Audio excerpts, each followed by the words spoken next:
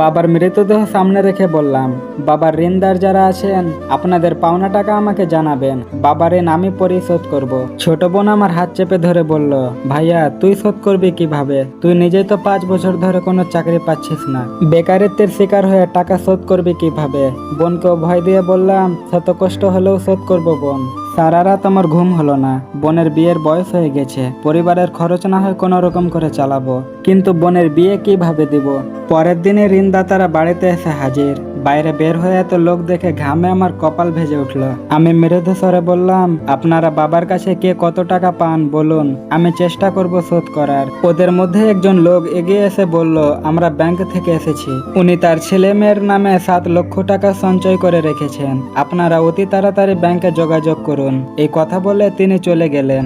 বাকি লোকগুলো ছোট ছোট সমিতি থেকে এসেছেন। ওরা জানালেন বাবা ওদের সমিতিতে প্রতিদিন 20 টাকা করে সঞ্চয় রাখতেন।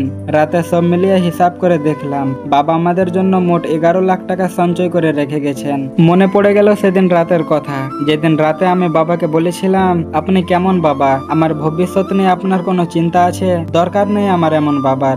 বাবা তখন মৃদু হেসে বলেছিলেন, আমার সাধ্যমতো চেষ্টা করছি, সময় হলে পেয়ে যাবে। হ্যাঁ, সেই সময়টা এখন এসে গেছে, কিন্তু বাবা চলে গেছে ওই দূর তারাদের কাছে। আমি আকাশের দিকে তাকিয়ে দীর্ঘ নিঃশ্বাস ছেড়ে বললাম, বাবা আজ পর্যন্ত তোমাকে কখনো বুঝতে পারলাম না, এখন বুঝতে পারছি কেন তুমি একটা শার্ট পরে বছর কাটিয়ে দিতে।